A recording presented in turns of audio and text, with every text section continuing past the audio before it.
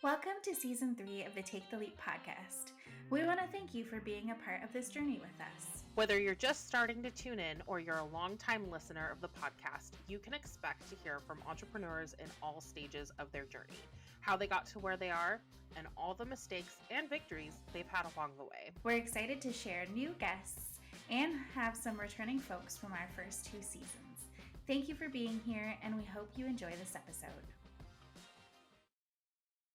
Welcome back, everyone, to the Take the Leap podcast. We are so excited to have another returning guest to the pod. Please help us welcome back Eunice Brownlee. And Eunice, thank you for being with us again.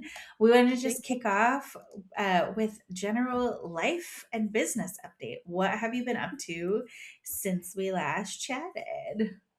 Oh my gosh. Thank you so much for having me. I'm trying to remember. We last chatted like in May of last year, right? Yeah, I feel like with everybody we've been having on, I feel like it's been like almost a full circle year since the last time. Not quite, but like, yeah, but it felt like it in length of time and distance. It's so for sure. Well, especially because like, holy cow, so much happens in a year, right? Like, at the time that I last spoke to you, I was traveling full time domestically, and I was doing a lot of house sitting, but my grand plans for the fall hadn't even become a thing yet, actually.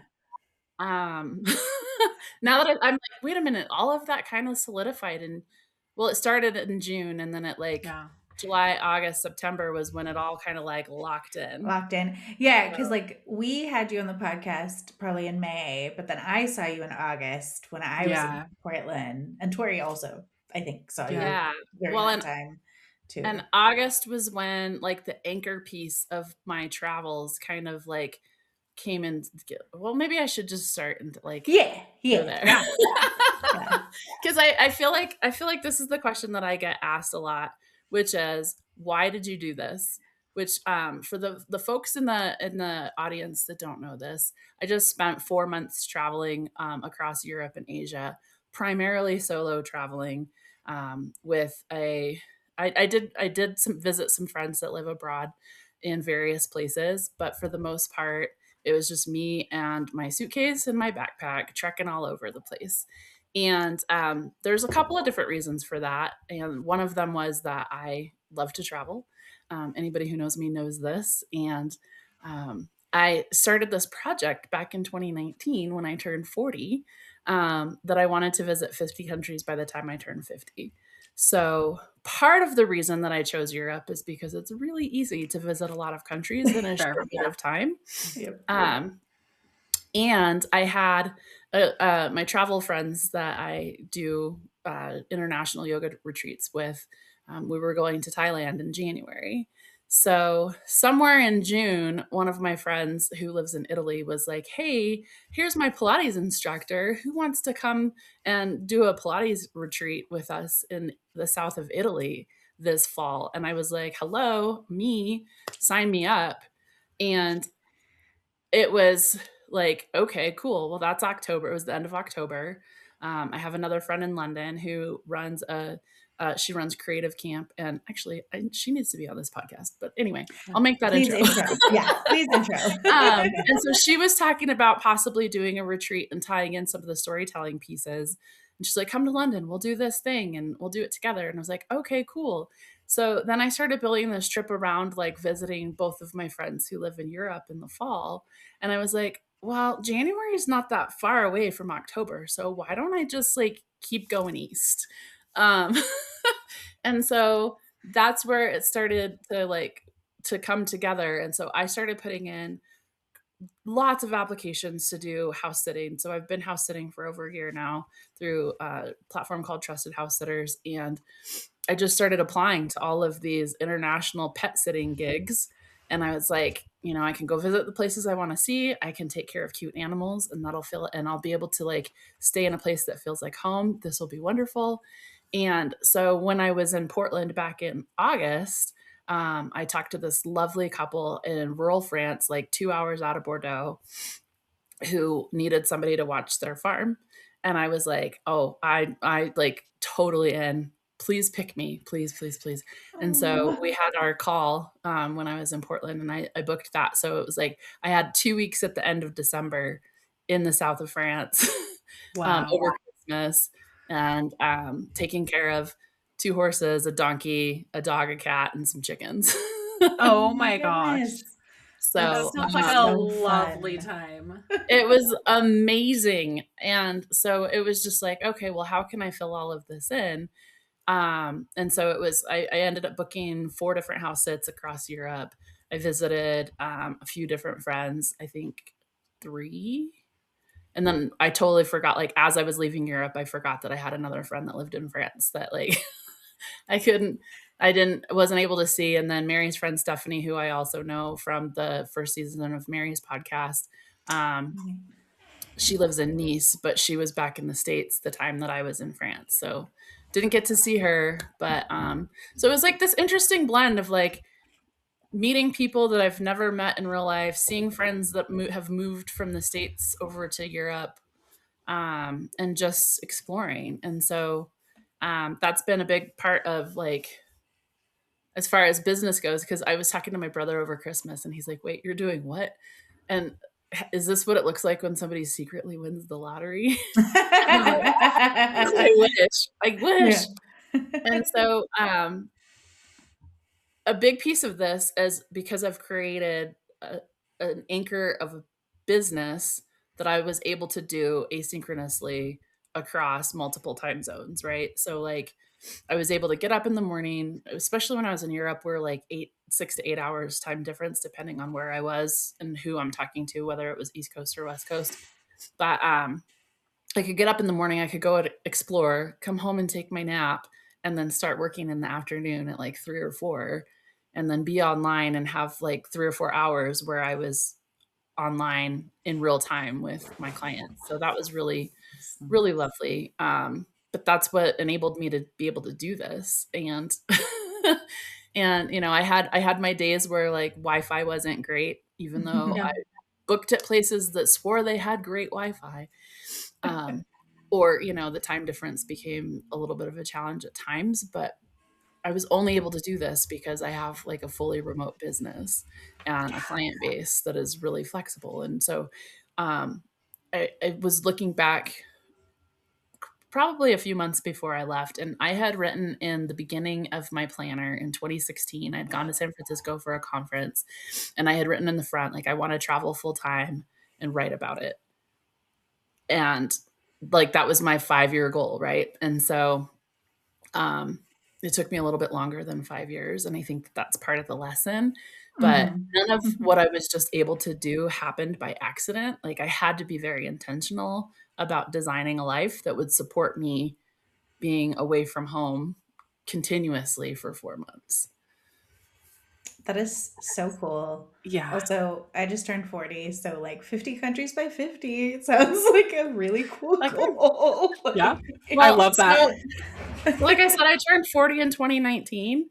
And at that point, I think I had 5 countries that I had visited. Yeah. And so, like, I was like, well, getting 45 more, no big deal. And then we know what happened in 2020. So I didn't Right. travel at all for 2 years. Uh-huh. So part of this was like catch up. So when I Yeah. finished my trip and I got back to Colorado, I'm officially halfway done. So Nice. Nice. yeah, I visited 16 countries in 15 weeks. Oh my gosh. Yeah. Wow. That's so cool. That's incredible. That's incredible. Well, there's a lot of things that you said that was really, really cool. Um, but I really love how you said, this was my goal that I made way back then of wanting to travel and write about it. And it may have taken a little bit longer, but like all the steps that you had to take along the way to actually, like, it was very intentional to set yourself up for that. And I think so much of the time we have this big dream, right? We're like, okay, let's go do this thing. But then when it comes to the actual steps it takes to get there, or even just like intentionally setting up your life so that you can physically do the thing that you want to do, I feel like that's where the disconnect happens a lot. Oh, totally. Because we set these big goals, and I love big audacious goals. Like the more Yes. ridiculous it is, the better, right? Like I mean, when you're writing these things down, I just want them to be completely audacious. So far from like what reality could be, but also know that like those ideas are coming to you because there's a reason for it, right? Like Mhm. and so it's taking that first step. It's looking at things so that you're like, okay, well, if I wanted to do such a thing, what are the elements that I need? Well, obviously, if I want to travel full time, I can't have a job where I have to be in an office 5 days a week, right? Or 3 days a week or 2 days a week, Mhm. right? I can't have like a hyper local network of business that requires me to show up in person if I want to do that. And so I think that that's a big piece of like one of my friends that she's like, oh my gosh, Eunice, you have friends everywhere. And I'm like, yeah, I do. Because my community is now worldwide. Like I have people in all kinds of different places. And again, that's also by design, right? I was able to go and have some business stuff and have some fun stuff and all of the things in between because that's what I've put together is that I've put together a mobile business for lack of a better word. Yeah, Yeah. I love that. That is so cool. Well, yeah, I mean, and this is why we choose entrepreneurship, right? Because we can Mhm. pick up and go anywhere. Like I know, where was I? Or no, when my husband was doing World Series of Poker stuff last year, people were like, "What? You're just working in the casino?" I was like, "The casino has Wi-Fi. Like, it makes no sense for me to like drop him off, go back home, work a little, come back, and like get him again. Like, I might as well Mhm. just be in a separate environment." And I was just sitting there, like listening to my headphones, listening to my podcast, working, doing all the things. It just required and. Most of the casinos have pretty strong Wi-Fi, depending on And which one it's you're a matter in. of like just having a good Wi-Fi connection, right? I can work Mhm. anywhere. If the Wi-Fi is good and there's Mhm. coffee, I can work Yeah. anywhere. Yeah, Absolutely. that is true. I agree with that. Yeah, that is why we choose entrepreneurship is for that flexibility. And Mhm. and like even because I also want to like this has been my mission to like myth bust around like that I've also been traveling with like oodles of money, right? No. I'm still very much an entrepreneur who's still very much like I hope that invoice gets paid this week Mhm. cuz my travels are going to be real different next week if it doesn't. And so there were some places on my journey when I had to make decisions based off of whether or not somebody paid an invoice, right? So um but that like those are challenges I have here too. I just had a Mhm. different Yeah. Yeah, you were just in a different location. I just Mhm. had like castles and things outside the window instead of Yeah, trees and mountains. Mhm. there you go. That's not a bad problem. Yeah. Look I out your really window and see a I castle. think I was on the train to Prague or else I was on the train from Vienna to Zurich, but I was like, I am never gonna get tired of like looking out the window and just seeing a random castle out I the think like, that's oh, fair. That's there's so a cool. castle right there. We should have more of those here. Yeah. Yeah, the area Um, that I stayed in France, there's like I think she said there was 1,400 castles in that region. And so on New Year's Day, we went on a castle tour because it's New Year's and they take holidays very seriously in Europe. Everything was closed, so I couldn't go into anything. But like we drove by, and so I learned the difference between a medieval castle and a Renaissance castle, and all these fun things, and just cool stuff. Like I don't know, I feel like I collected a lot of stories, which yeah. no, that's what I do. That's great. Yeah. That's awesome. I would love a little chateau one day. Just the chateau. Every time Be I nice. watch The Traders, I'm like, I want a castle where you have all these little sitting rooms and all of that. That'd be I want a awesome. library. Oh, Mine's gonna have a library. Yeah. yes. With the Yep. rolly ladder, like in Beauty and the Yep. Beast. Yes. I was going to say Never that on is screen. literally the library I want. That is the Yep. It's- dream. that That is the one right dream. there. Yes. Well, I have two questions for you. One is I really want to know um about 2026 if you have plans for 2026. And then you mentioned the writing part and I want to ask more about that too. So, Yeah. start wherever you want. Well, so I'm not done traveling. I'm going to keep traveling. I decided this like I'm just going to keep traveling until I'm done with it or it's done with me Fair. or whatever. Um, I really did not want to come back when it was time for me to come back. Like I was not ready. And I was coming back because I had a client that was participating in a storytelling show that a friend of mine was producing. So that's like the whole reason I came back when I did, was just for that. And I was not ready. Fair. Yeah, so I'm gonna continue to travel. I'm actually going back to Portugal at the end of May or March, because the couple whose cat I watched there invited me back, and I was like, hell yeah, like that'll happen before I even left Europe in December. I was like, yes, I will come back. Thank you. You guys are awesome. So I'm gonna go back there for the last 10 days I have on my visa. Nice. And then I don't have all of the travel planned out. I know I'll be in New England for a few months this spring, like I am every year. I have my annual conference there. And then I've got like speaking engagements in various places. So that are already booked out through the end of the year. So like I'm kind of planning around those, but we'll see. I love Yeah. that.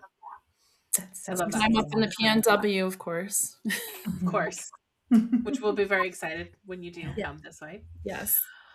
Yeah, so talk to us about the writing.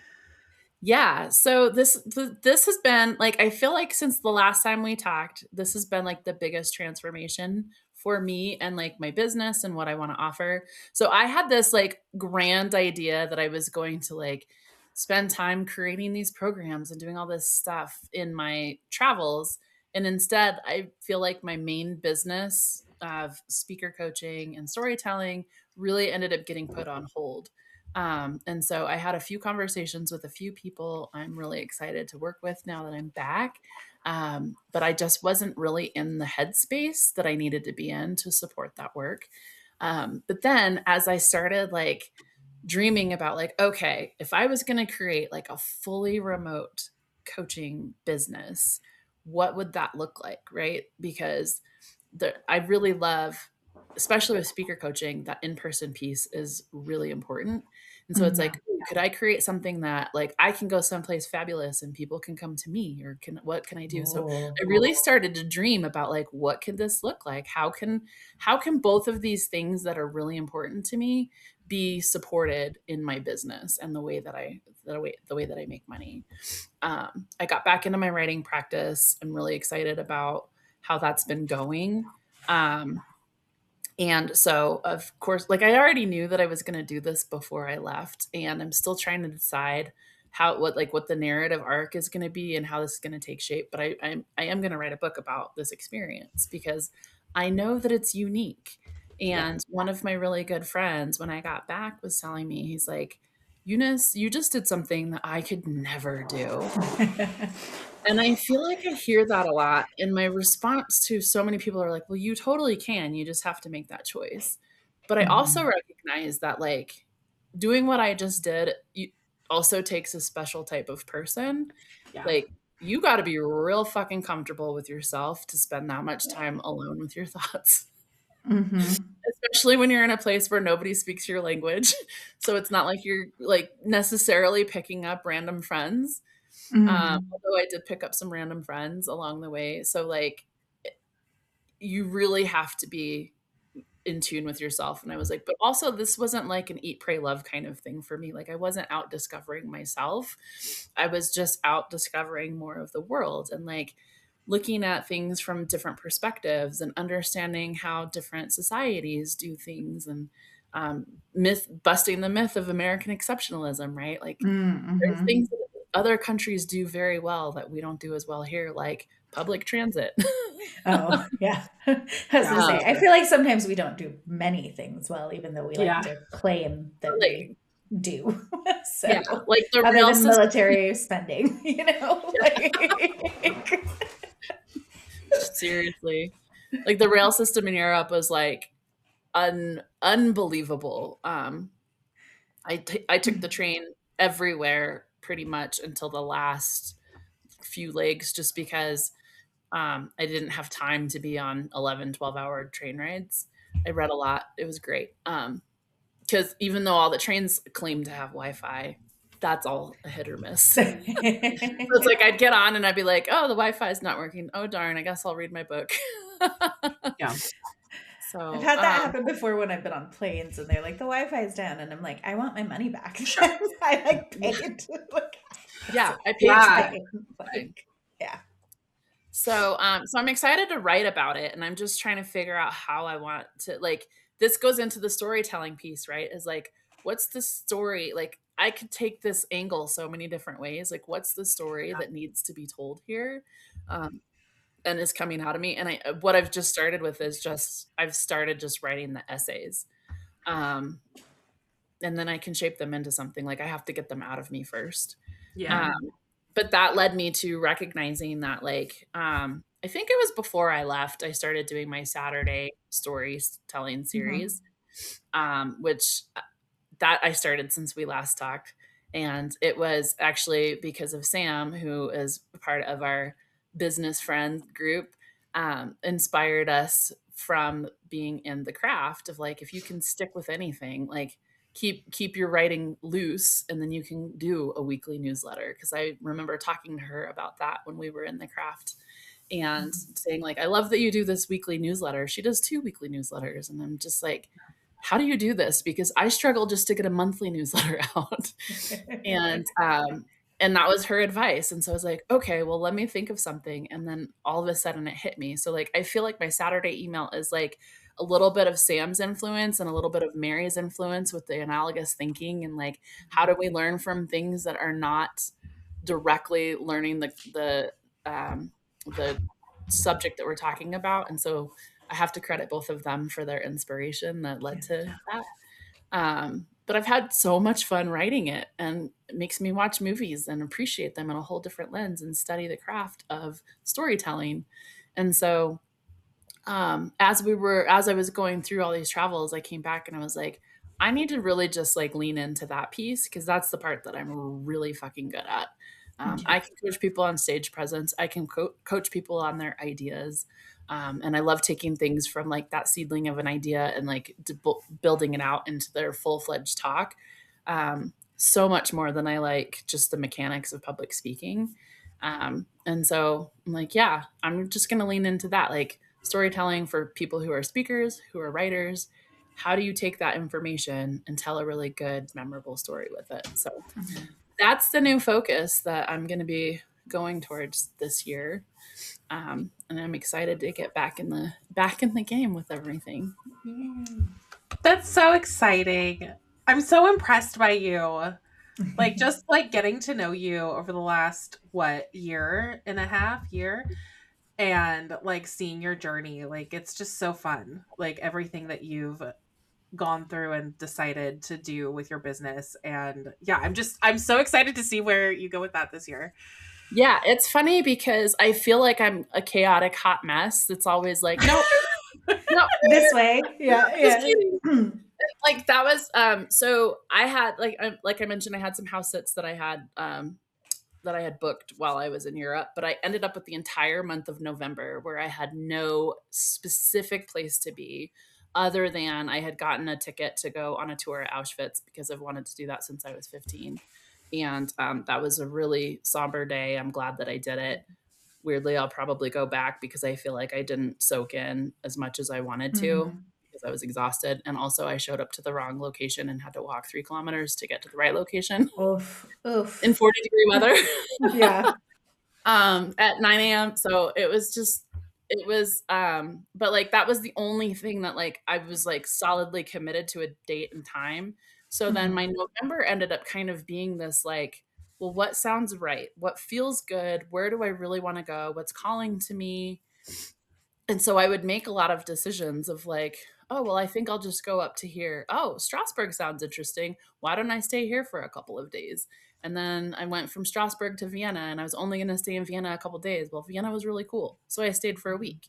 And then it was like, oh, I got to get out to Krakow. So then I went out there and met a guy that was there. He's like, well, you have to go to Prague. And I'm like, Prague wasn't even on my radar, but okay, I'll go to Prague. And so I feel like, and I ended up in Budapest too, which I was going to meet up with a friend of a friend. And then the dates didn't work out, but I spent like a week in Budapest. really loved Budapest. Really cool city. It's actually 2 cities. But anyway, like I just feel like my November travel was like such an analogy to like business ownership of like Mm, sometimes you head down the path thinking like this is the way that you're going to go, and it's not necessarily that something shiny like distracts you and you go this way and you're like, ah, that does happen to me sometimes, but like sometimes it's just like this thing that I thought I was going towards, it's not right now. It doesn't mean that I'm not going to do it eventually, but just maybe this isn't the thing. So let me go down this path and explore a little bit over here and see what I might discover. And so I found myself like doubling back and checking things out that I had missed on the way in certain places. And so it's like we seem to have this idea if we don't hit the destination that we set out for, that we've failed in some way. And that's not true. Like we're always mhm, exactly where we're meant to be. So like if that like plan A didn't work out, it's not necessarily a bad thing. Um, so That's so I think cool. that's my biggest entrepreneurial takeaway is like I Aha, the feel like aha moment. Yeah. all the time. I feel like I'm always changing direction, always trying to figure stuff out, but it's like no. And it goes back, Tori, to what you were saying about like we have these grand ideas, but so many people get stuck in the idea and never take action. Well, if Yeah. I take a step and it's a step in the wrong direction, I've still taken a step. I still am collecting data. I still have information. Mhm. Absolutely. Okay, so I want to give you two routes you can go. You can either talk about both or choose one or the other, whatever you feel like. So before we hit record, we talked about like packing for all four seasons. So that's option number one. Or do you want to tell us what were the 16 countries you went to and where would you have spent more time? Or where do you want to go back to? Or I could, locations, oh destinations, my Or you yeah. can gosh, do both. Or we can I do could do both. both of those. Yeah. So the 16 countries. Oh, and this is the one thing you should know. I have like a whole manifesto. I'm going to put it up on my website, but I have a whole like manifesto about the rules about my travel. Um, and because like how do I count if I visited a country, right? Ooh, Mm-hmm. yeah. And this is Yeah, it's always the not like just taking the train through. It's Right. right. Otherwise, I being could count in. Germany because I did that 4 Yeah, times. yeah. But like, some people have rules about like, oh, well, you have to stay overnight. Well, if Monaco is one of your countries, like you're not staying overnight there unless you're a bazillionaire. Yeah.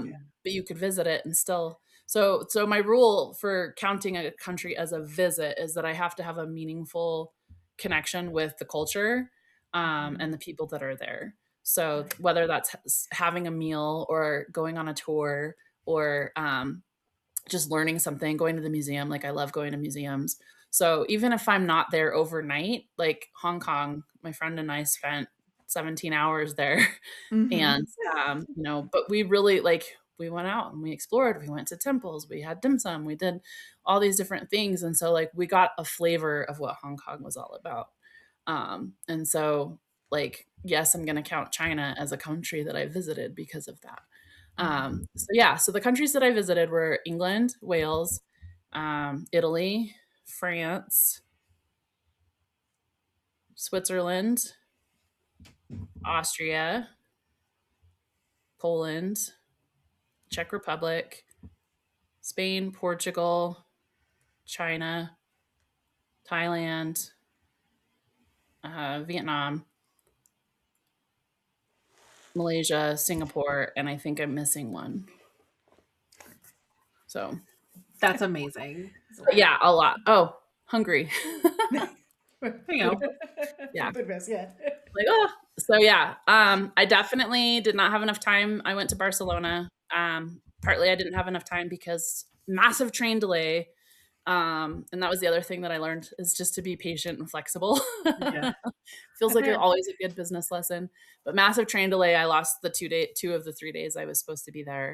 And Ooh, then, so like I was already sad when I arrived. The only thing that I saw was my friend. And we spent 4 hours talking about stuff and brainstorming business ideas, and that was beautiful and it was worth it. that's And we had a lovely lovely. lunch. And then definitely would spend more time in Singapore. Did not have enough time in Vietnam because I learned that their visa rules are different than everything else in Mm. that region. So my visa didn't come through in time. So I lost 2 days there. Oh, Dang So I it. was only there for like 36 hours, but I definitely will go back. Um, really love Budapest. Like I said, that was a surprise to me, and I can't wait to go back there. Um, and Portugal, I am going back. So already have a plan. What part of I Portugal are already have. you in? So I was in Porto, Okay. and I guess technically I spent 6 hours in Lisbon, but I was the whole time I was in the airport because Okay. like Yeah. when it comes to layovers, like 6 hours just isn't long enough. Like 8 is perfect. If you have an Yeah. 8 hour layover, you can get out of the airport and go see a few things and get back in And then time. come back. Yeah. Six Yeah. hours just doesn't give you time to do anything. Yeah. Yeah. But that's a really cool airport. So if you want to get stuck in an airport, the Lisbon airport is definitely a place that you could get Mhm. stuck in. Good to know. Yeah. Good As to far know. as packing for 4 months, that was a joy. Um, so like I said, all I had was my little carry-on. So like, well, not, I guess technically it counts as a carry-on, but it's like the bigger side of the carry-ons. And so I didn't do my full inventory, but I had to have clothes for all 4 seasons because I was in Europe. I was in Southern Europe at the fall and it was warm. Then I was in Northern Europe in the late fall and early winter and it was freezing. So I had like a puffy coat. I had a raincoat just in case it rained. And I had my jean jacket in case I needed a layer, but it wasn't too Mhm. too cold. I ended up getting a scarf in Budapest because I don't know why I didn't think to pack one, but also that was a lovely souvenir. Um, and so what I did was I basically created a capsule wardrobe where I had um, all of the clothes that I needed could be done in any combination of styles. So like one day I opened my suitcase and I was like, all my clothes are black or gray or white. um, And so it was like, I had but all of my shirts could go with all of my pants. Right. So I could wear them in different combinations if I needed a short sleeve or if I needed a long sleeve or if I needed a tank top. Um, and so that was basically how I packed. And then I got really good because I had to pack my suitcase every few days. Like I got really good at repacking it so that it all fit. And then that was a joy. There were a few like I broke the mirror in my makeup case because like I Just shoving it in. Yeah. because my friend she's like, I just can't wait to see your packing tricks. And I was like, it goes like this, and I close my suitcase and sit on it. And I'm like, follow me for more travel tips. It's like literally what they do in the cartoon, Yeah. basically. It was so funny, but and that like there were things that I had that I probably didn't need. So like I had a pair of boots that I was wearing because I had a presentation that I was giving. Like literally left straight from there to the airport, and I chose to wear this pair of boots for that presentation. I love those boots. I did not wear those boots again the whole entire time, but I had to lug them around with me. Um, and then which I had another pair of dress shoes that I brought with me that I could have just worn. So like that was taking up space that it didn't need to. I had a couple of outfits that I brought thinking that I would wear and I never did. So yeah. I find like I And always do that when I go on trips. I like pack things that I'm like, oh yeah, I'm totally gonna wear that. And I'm like, I never wear that at home. Why the fuck did I think Why I would was I gonna wear wear that that out? Yeah. outside? Yeah. yeah. Well, and like some of it was just like it was never really appropriate or like one of it was a pair of shorts that I have. They're really cute, but they don't have pockets. So when you're out exploring, like you need to have pockets. This is a Yeah. critical thing. Mhm. And so I should not have brought those shorts because they were not appropriate. I ended up buying a different pair of shorts that I wore every day or almost every day it felt like. But then the way that I was able to do that too is because I was always making sure that I could stay someplace where I could do laundry. Or like when I was Mhm. in Vienna, I ended up going to the laundromat, which laundromats in Europe are so nice. And I feel like everything. things I work feel in like them. everything's nicer there. Like, I mean, they're still laundromats, so they're not like bougie or anything. And there was one in France that was like in a parking lot, like it was just like set up. But Yeah, so it's like all of the washing machines already have soap in them, so you didn't have to buy soap. Oh, that is cool. Like, they just Nice. come with the soap already to dispense, so, like, that was the other thing was it was like I could wear the things that I needed to wear for a few days, and then after a week, I could go do laundry and then have fresh clothes again, so it wasn't like that's the critical piece, right, is that you have to be Right. able to wash your clothes. Yeah, you can't be gone for 4 months without Yeah. washing your clothes a couple times. Especially not when you get to the temperatures where it was 80 degrees, 90 Yeah. degrees, and No. 1,000% humidity. Mhm. I Yeah. always have to remind myself that when I go to Hawaii. It's like, don't overpack because you can go Yeah. do laundry at like anybody's house while Yeah. you're there. The other thing that I really was sad but grateful for was that because I was so compact with my travels, like there weren't a lot of things that I could pick up for souvenirs. Mm-hmm. So, Yeah. um, like I chose things that were small, things that were meaningful. Like I got my daughter like a necklace in Barcelona instead of like, some big tacky thing, right? Like there were a few things that I wish that I could have bought. Like I didn't buy anything that was breakable because I didn't want to get it broken before it got home. And at Right. the time that I started my journey, nobody would ship anything to the US. So like a lot of people will buy stuff and ship it back, but it was like that Mm-hmm. wasn't an option for me because nobody would ship anything because of the whole tariff situation. So I Oh, forgot about that. right. yeah. I forgot about that. Oh my gosh. So Didn't even that think was about that. fun. But also after experiencing the post office in Italy, I don't know that I would have wanted to ship Fair. anything. Fair.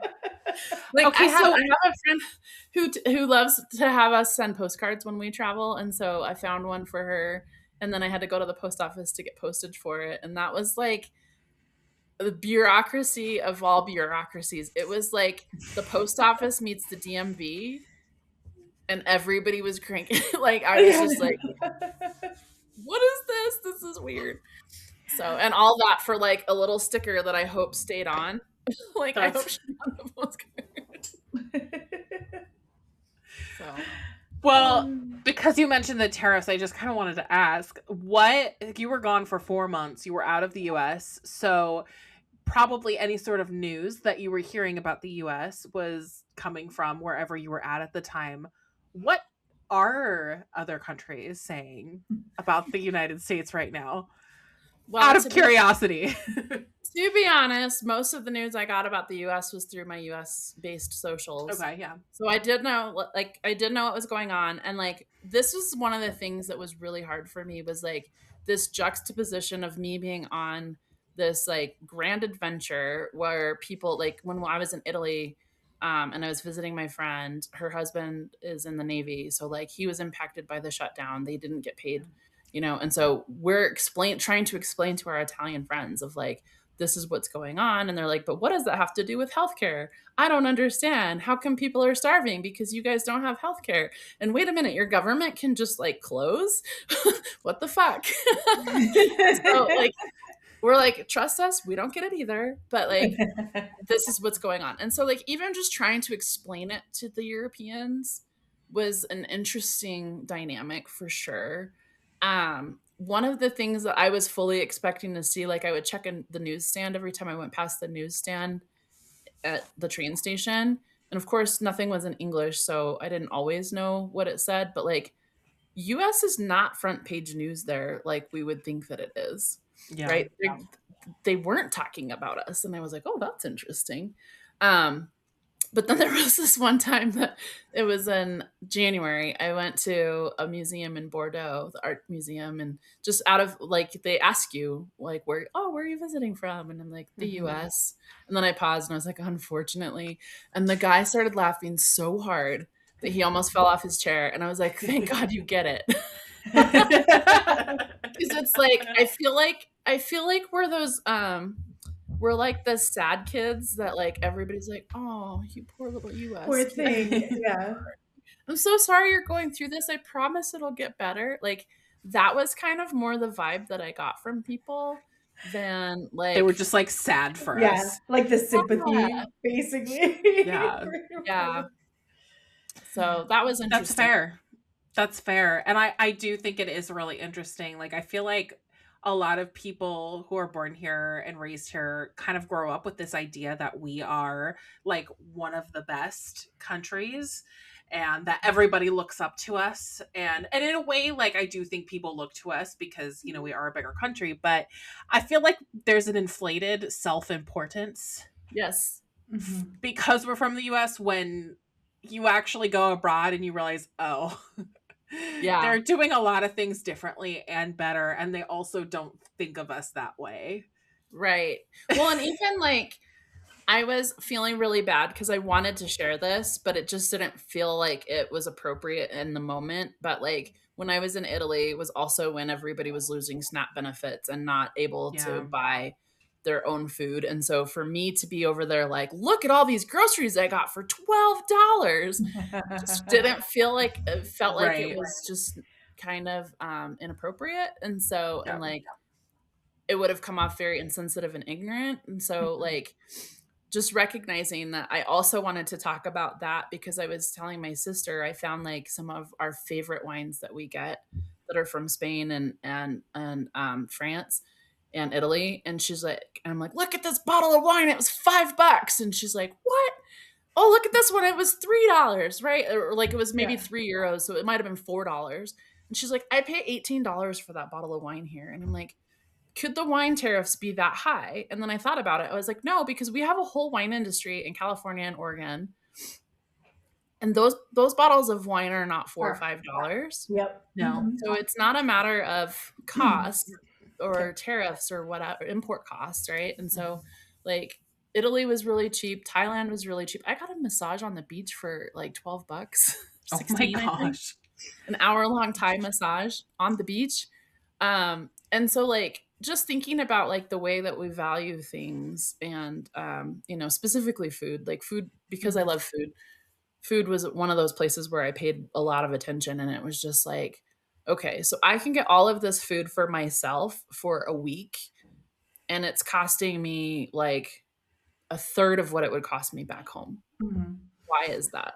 Yeah. Really getting into that. But part of that too is that like they have micro communities. You know, when I was in Pozzuoli, one of the things that was so interesting to me was like in the walk that was like a mile and a half to my friend's house, I passed like 8 salons and like 4 butcher shops and 2 fruit stands.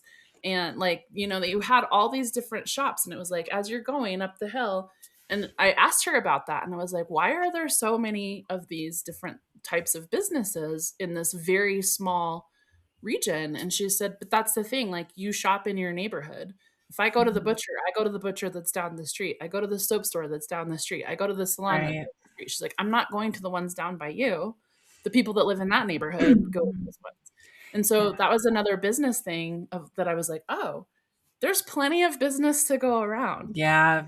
Nobody's going Yeah. out of business, Yeah. and nobody needs to charge an arm and a leg to be able to stay in business because they have plenty of business and they're making enough money.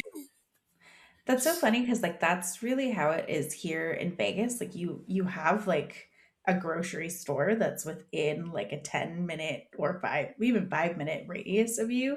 And then like the next neighborhood over has like its own. Like they're really, it wouldn't be that long to like drive over there, but like why am I going to go to, the Albertsons or the Smiths like in your neighborhood 10 minutes over when I can go to the one next to me? And I think that that is part of the reason everything stays cheaper here. Like my in-laws were visiting the other week and they were like, oh my God, the grocery store was so cheap. Like, and we don't have, because Oregon has no sales tax, but I'm like, but you do. It's in your product. Like, Yeah, you it's don't see already it lined item, it's like literally added to your yeah, product. Yeah. So, yeah. yeah. It's just, yeah, different way of living that I would It really love. is. That I would love. A lot of people would love. And I think just like having access to food in a way that's more sustainable Mhm. would be so incredible for our communities here. Yeah. Well, and they have like tons of farmers markets. Like in France, they had a farmers market every week in the little I was in this tiny little town And they had a farmer's market that just came and pitched up for like 4 hours every Tuesday. And it was a whole bunch of fresh produce. And then I went into Bergerac that I think Friday or Saturday, and they had a huge farmer's market that was open in December, right? Like it's not just that it's like this summer thing. Like we have our farmer's markets here in Denver. It's my favorite summer activity, but like they have these markets year round. When I was in Paris, it was snowing and they had a, People out a, there a selling. market That's out. really It was fun. just so full. And it was funny because it was like it popped up Hmm. while I was gone in the morning. Like the stalls all popped up during the day, one day. The next day they were full of vendors. And then the day after that, it was like everything was gone. And the only thing that you could tell of anything that had been there was like the little pieces of like greens that had fallen off of somebody's produce, or like orange peels or something that had been kind of ground into the snow from walking. But other than that, like you'd never know that there had been a market there that day. Wow. That's really cool. Yeah. I love that. Dreaming of that happening. But also like that's my key takeaway here, right? Is like you can put the dreams out there. Like Yep. Mhm. and the one of the hosts that I stayed with, the ones in France, the husband said the most profound thing to me that like I've taken with me is like he's like the difference between a dream and a fantasy is action.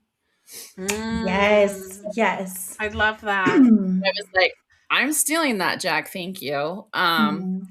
That is absolutely true. Like, let's dream big. Let's have big, audacious dreams. And then we can start taking the action towards them one step at a time. And like, you don't have to know how it's going to unfold on the other end or how you're going to get there. It's once you take that first step, you start to get the information that you need to make the next decision. Oh, that's beautiful. I love that. I love that. I'm going to clip that out and just play it on repeat. Oh, well. Oh, sorry. You go ahead. Okay. Ashley. I was going to say, I can do it. Go for it. So, well, we're coming to the end, but before we ask our final question, I wanted to know if you wanted to share anything else with our audience before we wrap up. I don't know that I have anything specific other than to say I have a few ideas that have been percolating that are going to be coming through probably in the next month or two. I haven't like they're still kind of nebulous, so I don't even want to talk about it. Fair. But no, I want to be I'll say it like this. I am going to be offering more storytelling based workshops this year that are rooted in the craft of story, not so much like how you're using it. So whether you're using that in marketing, speaking, if you're creating content or blogging, that it can really be like rooted in how are we telling better stories? Because again, like I've said, stories are what connect us. It's what we've done since the dawn of time. So whether you're not for marketing or advocacy, doesn't matter. Like I really want to like lean into that piece. So I have a couple of ideas of how I want to do that and how I want to offer that. I'm just trying to figure out like the logistics of how I how I make it work. Like concrete to be like, go to my website. Although you can sign up for my newsletter that I might send again. Once I have once you get like firmly in your yeah, my Saturday email is consistent, but newsletter is hit or miss. Fair. I love that. Okay. So our last question, because we're asking all our guests, is what is a piece of media content that you're obsessed with or really digging right now? So it could be a book, a podcast, a TV show, any piece of media that you would recommend right now. Specific piece of media? Yeah, like a book or podcast. Okay. Anything. Anything we can look up and put on the list. Yeah.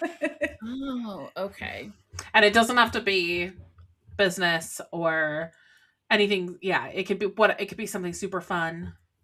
Well, I'm a huge fan of true crime, but like ethical true crime. Okay.